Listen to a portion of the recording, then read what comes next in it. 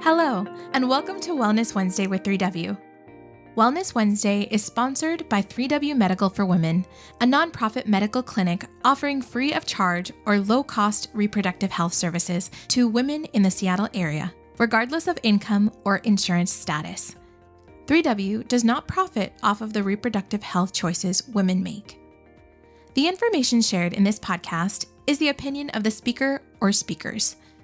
Medical information is not intended as individual medical consultation, but for general education only. Always consult your own health professional for personalized advice regarding medical decisions. And if you're in the Seattle area, consider making an appointment to consult with us.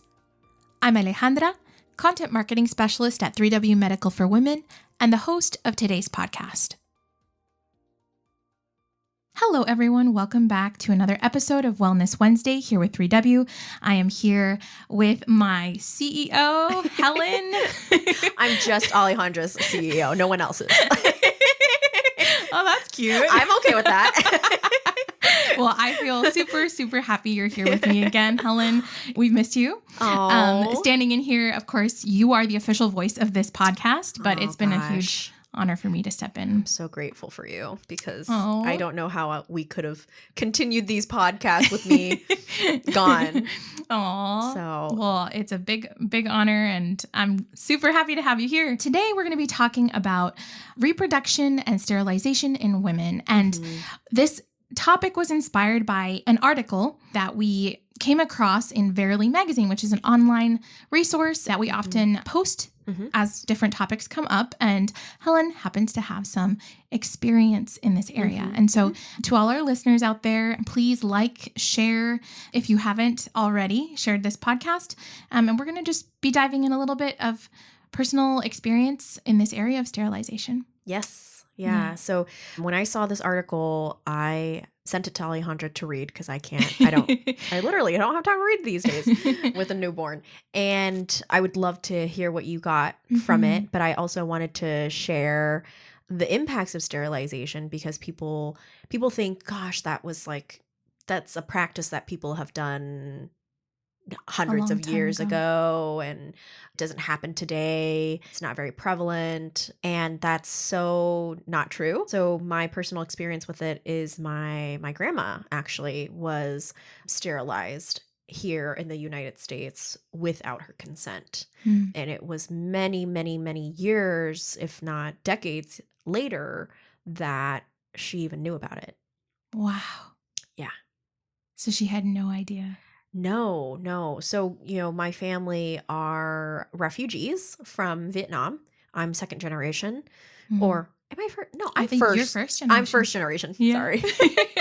And when my grandparents came here, they brought 6 kids, and my grandma was pregnant with my aunt, my youngest aunt, who's only 7 years older than me. Wow. And so she was pregnant, making her journey from Vietnam, landing in an internment camp in Thailand, and then eventually landing in Washington State. But so it was only until her 7th child was she able to give birth in a hospital, which is a whole new experience for her. It was her first time getting an epidural. She was like, if I got an epidural for all of my pregnancies, I would have tons more kids. She was like giving birth in the hospital setting in America was like the best experience she's ever had being pregnant and giving birth. Like,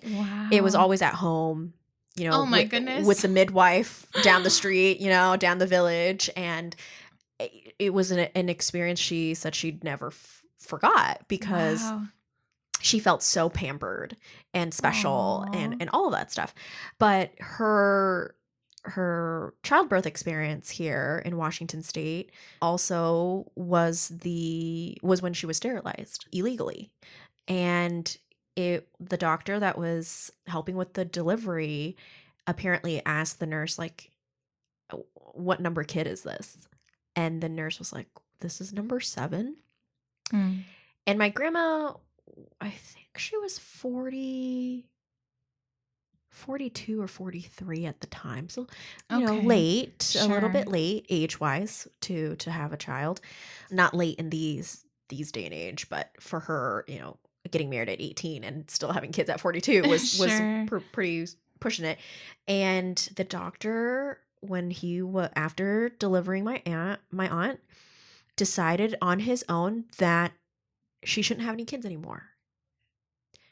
And that she would be my family because of the large number of kids that my grandparents decided to have was going to be a burden on society and on social services. And so he decided, when he was stitching her up, to tie her tubes. Without consent. Without her consent. She had no idea that he was doing that to her. Absolutely no idea. No medical translator came in and asked her, hey, is this what you want to do? No one said anything to her. And my faith background is, my family, we're Catholic, and it's one of those things that we don't do, sterilize ourselves, unless it's a medical emergency, unless it's medically, someone's life is in danger kind of situation. Sure. Of course, we would take the appropriate steps to make sure that women are safe and healthy and able to make these types of decisions for their bodies. Right. Of course, the church doesn't want you to die, which is such a terrible stereotype. But my grandma was completely healthy, still able to reproduce. She was not given the right to a conversation of if she wants to discontinue having children or not. She loved having kids, as hard as they were. And so it was many, many years, like I said, decades later, that we were looking through her medical records, and it just so happened that it said her tubes are tied. And she was like, I never tied my tubes. And so we had to talk to her doctor, and they're like, no, your tubes are tied. And it was such a shock to her. Aww. And it was a shock to our family as well, because it was such a disrespectful, unethical thing that this doctor did to her. She was just like, I would never do that. I would just abstain from having more children, but I would never tie my tubes because I always want to be open to having more children. But that's my personal choice. Right. And for someone to make that decision for her in her most vulnerable state, just having given birth, and not in a foreign country, not speaking the language, not having anyone there to advocate for her, not being in a completely different space and a completely different birthing experience. That is so wrong on so many levels. Sure. And that was not that long ago. My aunt is 40. That's just 40 years ago. Oh my goodness. Right. And so sterilization still happens today. And I guarantee you, like, if more women who are like my grandparents that came, were the original boat people, we came on a boat, and refugees, and I bet you if you ask more women her age that were having children with these large families that are coming over from a foreign country, I wonder how many of them are sterilized and they don't even know. Sure. And it seems like a very common thing to do, especially with people who decide to have really, really big families. I know that the Irish community, a lot of illegal sterilization happened in that community, in that culture as well. Just no one wants to talk about it. No. And it surprised me a lot when you gave me the article, because there's a story in there exactly like your grandma's. Exactly like hers, where the woman had just given birth. She was happy. It was her second baby. And all of a sudden, they kind of told her in passing and used this specific term. And she kind of, like, very unofficially okayed it. And they just took it and ran with it. Mm. And she didn't even get a chance to kind of put her thoughts together. They sedated her. And she in that moment, she was not able to, she wanted to stop it. Mm-hmm. But she was so weak Yeah. being sedated Yeah. that they took her to the operating room right away. And Wow. she just remembers kind of wanting to say something Mm-hmm. and change her mind and say something to a doctor or a nurse, but she couldn't. Yeah. Because physically she was just kind of just out of it. out of it. Yeah. And so, which shocked me because I don't know if that's like how your grandma experienced that process, but like you're basically kind of, your hands are tied. Yeah. You know, you're wanting to say something, but you can't. Mm-hmm. And it just made me feel so sad Mm-hmm. because what does that say about women taking the opportunity to be their own advocate? Yeah. Choices. Right? Why couldn't you do it afterwards? You know, Or like wait a little bit. Yeah. Or like I guess there's this mentality like, oh, you're already opened up and so let's just take care of it. Right. You know, but it's not a decision to take lightly. No. You just gave birth, you're in so much pain, you have this kid wailing in the, you know, of course in that state of mind, you might not be thinking straight or thinking of all the different pros and cons to do something that's irreversible. Yeah. Women that have a lot of children, I have a lot of friends that have a lot of kids, and I always like, gosh, you guys have a lot of kids, like that's awesome, but like, aren't you exhausted? And like, why did you decide to have more children? Like the amount of kids, and women always say like, we forget the pain of childbirth. And I was like, okay, well, you know, someone that's never given birth, I don't understand that statement, but sure. I've heard a lot of women say like, you forget because they're such a joy. Children are such a joy. Right after. Yeah. I've never met someone that regret having their children. Mm-hmm. I've just never met someone that says, yeah, that was so horrible that I never want to have any more kids. And I'm sure there are women out there that have had horrible labor, childbirth experience that never want to have children again. And that is your story to tell. Right. My personal experience is I've just never met anyone like that. Right. And they're just like, we forget. And then until we're on that delivery table and we're like, oh crap, this is what it feels like. And where's the epidural? Give it to me now. Yeah. So yeah, it's really interesting. Why can't we honor that conversation with a bit more prudence and pause and care? Mm-hmm. And is that the best time to talk to her about that? That's a very good point. Continuing with that story in the article and relating to your grandma, one of the points that it was saying was that it's often tailored or geared towards women of color. Yeah. That's not surprising. Either they're poor, they're non-white, yeah, they're female, or all three. So that's a really sad reality in your grandma's situation, her having just come from Vietnam, giving birth, and feeling this excitement, right? Coming into a hospital for the first time, experiencing that pampering, yet how she was betrayed in a way, you know, of that happiness. And we often talk about this here at 3W, where education is so vital and so important. And the more we know about our bodies, how they function, how to take care of them, the more we're able to be our own advocates, right? Yeah. And you know, I think there's a lot of focus on people of color in medicine, specifically Black women, and maternal risks, you know, being really, really high. And there's this whole, you know, I remember the tennis player, Venus Williams, like almost dying after childbirth because she was dismissed from her health concerns after giving birth because of her color. And I think, yes, that plays a factor in it.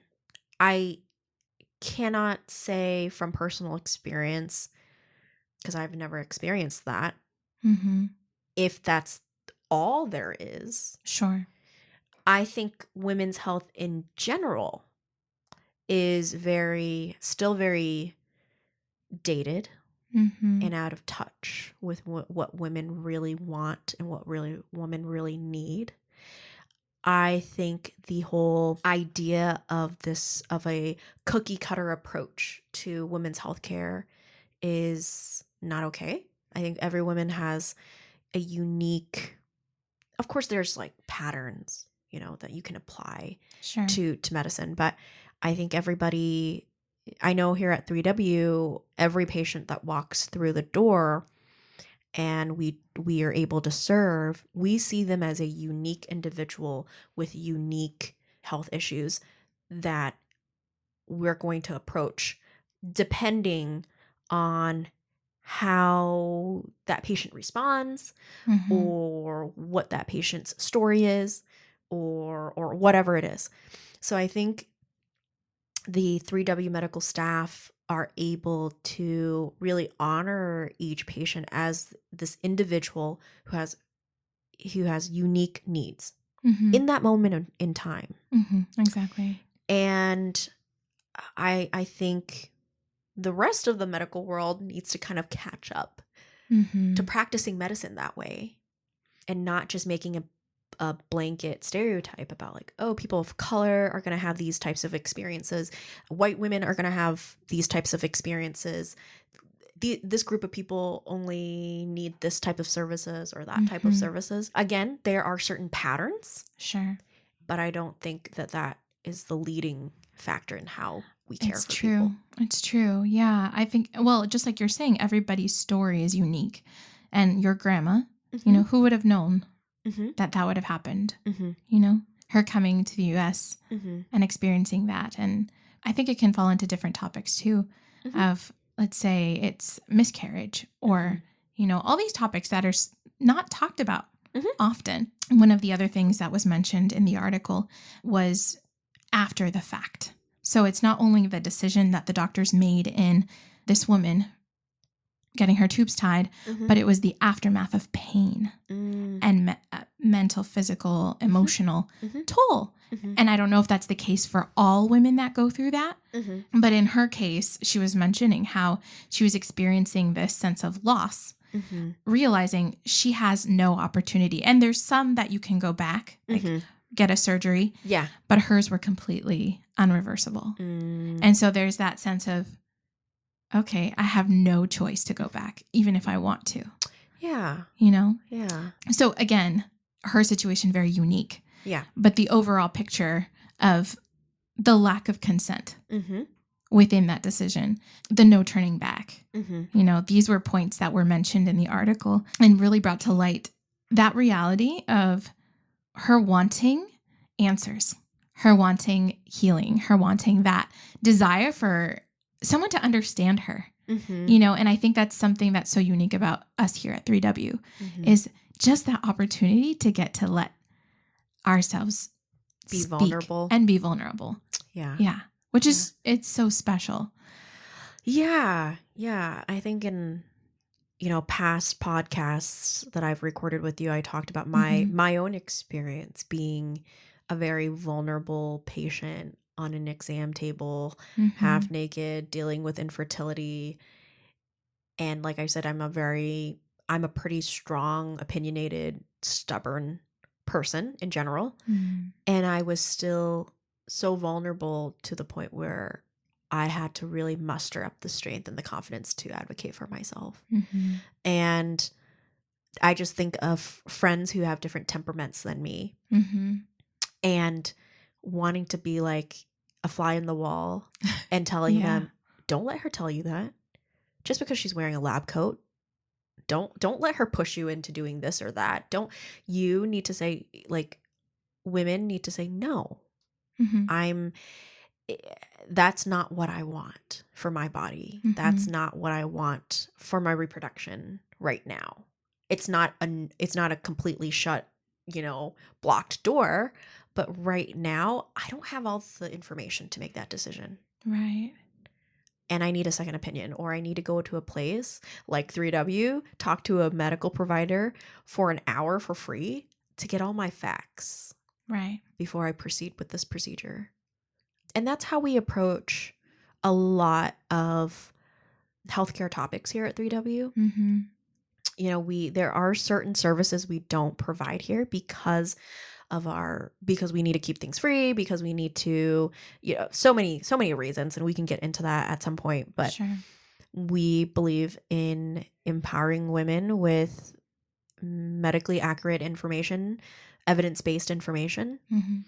so that when they walk out of here, they can advocate for themselves and know that we're there to just be that support system for them. Right.